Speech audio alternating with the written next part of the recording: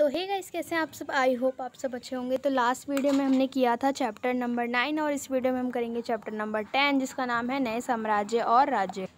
तो time waste ना करते हुए जल्दी से चैप्टर स्टार्ट करते हैं। तो फर्स्ट टॉपिक है हमारा यहाँ पे प्रशस्तियाँ। तो प्रशस्तियाँ क्या होती हैं?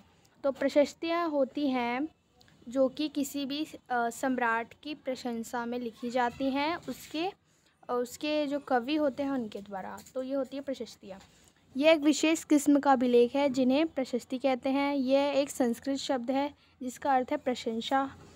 प्रशस्तियाँ लिखने का प्रचलन भी पुराने टाइम में जो है हुआ करता था।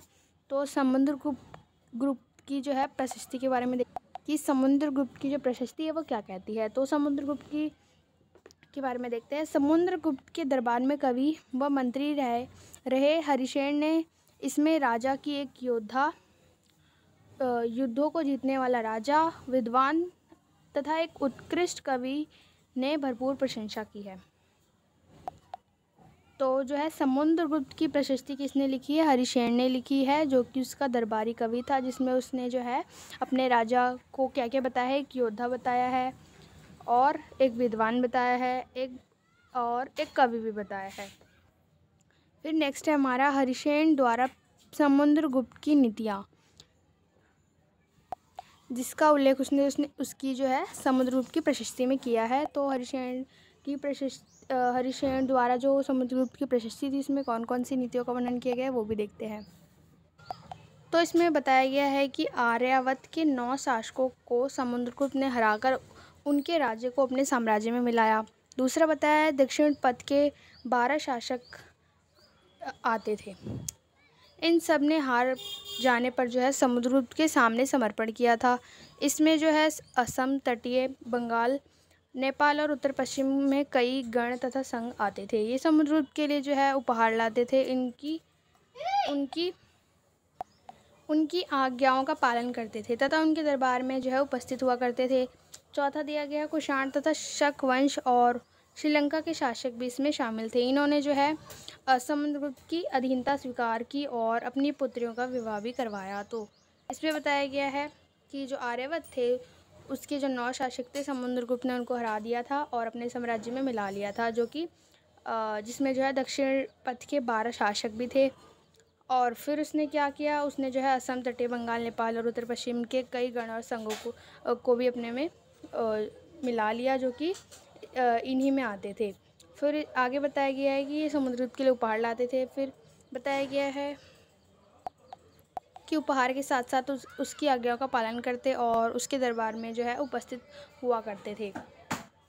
फिर नेक्स्ट बताया गया है कि कुषाण तथा शकवंश और श्रीलंका के शासक भी इसमें शामिल थे। उन्होंने जो है समुद्रगुप्त की अधीनता स्वीकार कर ली थी और अपनी पुत्रियों का विवाह भी करवाया। फिर नेक्स्ट देखते हैं, नेक्स्ट टॉपिक हमारा विक्रम संवत। तो विक्रम संवत क्या है?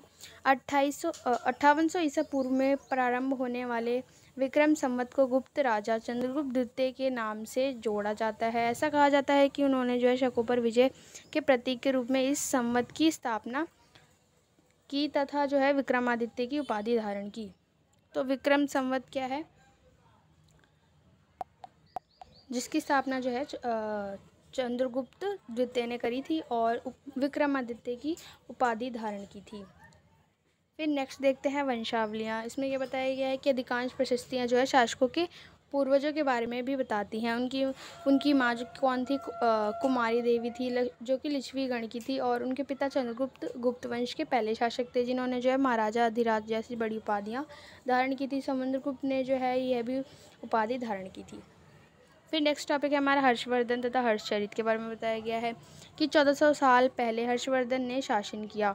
उसके दरबारी कवि का नाम था बाणभट्ट, जिसने कि संस्कृत में जो है उसकी जीवनी लिखी, जिसे हम हर्षचरित कहते हैं। इसमें हर्षवर्धन की वंशावली देते हुए उनके राजा बनने तक का वर्णन किया गया है। चीनी यात्री हेन त्सांग, जिसके बारे में हमने पहले पढ़ा था चैप्टर नंबर 8 में या 9 में पढ़ा होगा, हर्ष के दरबार में रहे थे। तो इनके टाइम पे जो है चीनी यात्री आया था हेन त्सांग, जो कि हर्ष के दरबार में रहा। उन्होंने वहाँ जो कुछ भी देखा उसका विस्तृत वर्णन दिया है। थानेसर के राजा वो बने और बंगाल को जीतकर उन्होंने जो है पूर्व भी सफलता मिली। पूर्व में भी उन्होंने शासन किया। दक्कन की जो है दक्कन की ओर बढ़ने की कोशिश की, तब जो है चालुक्य नरेश पुलकेश द्वितीय ने है उन्होंने रोक लिया और पुलकेश द्वितीय की जो है उसके बारे में यहाँ पे बताया गया है। तो ऊपर वाला देखते हैं कि हमने यहाँ पे क्या देखा। यहाँ पे हमने देखा कि जो हर्षवर्धन है उनके दरबारी कवि कौन थे, बाणभट्ट, जिसने उनकी जीवनी लिखी हर्षचरित, जो कि है संस्कृत में। उनके टाइम पर जो है चीनी यात्री हेन त्सांग आया था, जिसने जो कुछ भी भारत में देखा उस टाइम पर उसने जो है अपनी पुस्तक में लिखा है। और जो हर्षवर्धन थे वो थानेसर के जो है राजा बने थे और बंगाल को भी और मगध को भी जीता, और बाद में जो है उन्होंने पूर्व की तरफ भी शासन किया। फिर बताया गया है कि जब उन्होंने दक्कन की ओर आगे बढ़ने की कोशिश करी तो जो चालुक्य नरेश थे जहाँ के राजा थे पुलकेश द्वितीय, उन्होंने उसे रोक लिया, जिसके बाद वो वहाँ शासन नहीं कर पाए। फिर प्रशस्तियों के बारे में बताया गया है कि इस काल में पल्लव और चालुक्य जो थे दक्षिण भारत के सबसे महत्वपूर्ण राजवंश थे। तो इनकी जो प्रशस्तियाँ हैं उसमें बताया गया है कि प्रशस्तियों में इसके बारे में बताया गया है कि जो पल्लव और चालुक्य दक्षिण भारत के सबसे महत्वपूर्ण राजवंश थे और पल्लवों का राजधानी कांजीपुरम के आसपास के क्षेत्रों से लेकर जो है कावेरी नदी के डेल्टा तक फैला था, जबकि चालुक्यों का राज्य जो है कृष्णा और तुंगभद्रा नदियों के बीच स्थित था। चालुक्यों की राजधानी ऐहाल थी और यह एक प्रमुख व्यापारिक केंद्र था। धीरे धीरे ये एक धार्मिक केंद्र भी बन गया, जहाँ कई मंदिर थे। पल्लव और चालुक्य एक दूसरे की सीमाओं का अतिक्रमण करते थे और पुलकेश द्वितीय सबसे प्रसिद्ध चालुक्य राजा थे।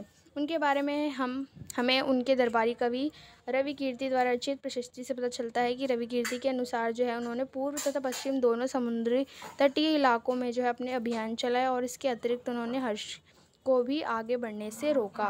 तो पुलकेश द्वितीय के बारे में इस पूरे में बताया गया है, और जो कि बताया गया है प्रशस्ति में। तो ये जो प्रशस्ति है वो उसकी रचना किसने की है, रवि कीर्ति ने।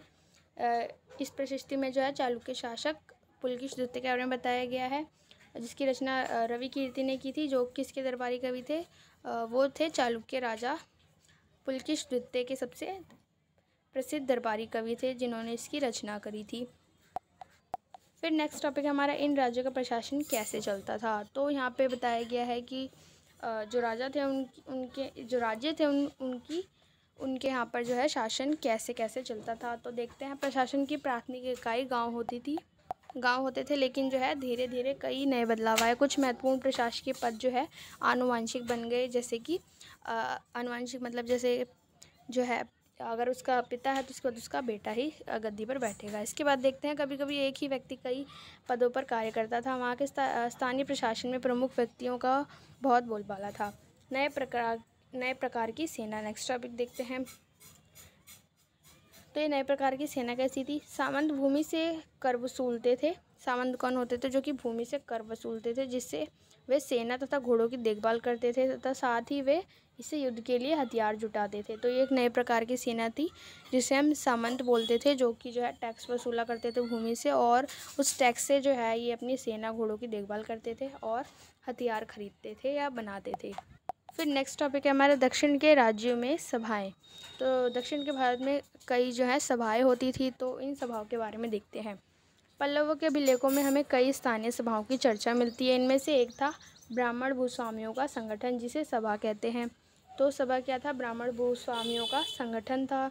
ये सभाएं जो है उप समितियों के जरिए सिंचाई, खेतीबाड़ी से जुड़ी विभिन्न काम, सड़क निर्माण, मंदिर निर्माण की देखरेख आदि का काम करती थी। तो ये जो समितियां होती थी और सभाएं होती थी, ये इन सभाओं में जो है उप समितियों के जरिए सभा और समिति होती थी, और ये जो सभाएं होती थी उनमें कई सारी समितियां होती थी अलग अलग, जो कि अलग अलग काम करती थी।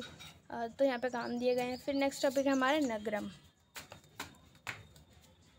तो अभी हमने यहाँ पे देखा कि दक्षिण भारत में विभिन्न सभाएं होती थी। ये सभाओं में क्या होती थी, सभाओं के अंडर जो है उप समितियाँ होती थी जो कि विभिन्न काम करती थी। फिर नेक्स्ट देखते हैं नगरम। व्यापारियों के संगठन का नाम था। नगरम क्या है, व्यापारियों का संगठन था जिसे हम नगरम बोलते हैं। संवत इन सीमाओं पर धनी तथा शक्तिशाली भूस्वामियों और व्यापारियों का नियंत्रण था।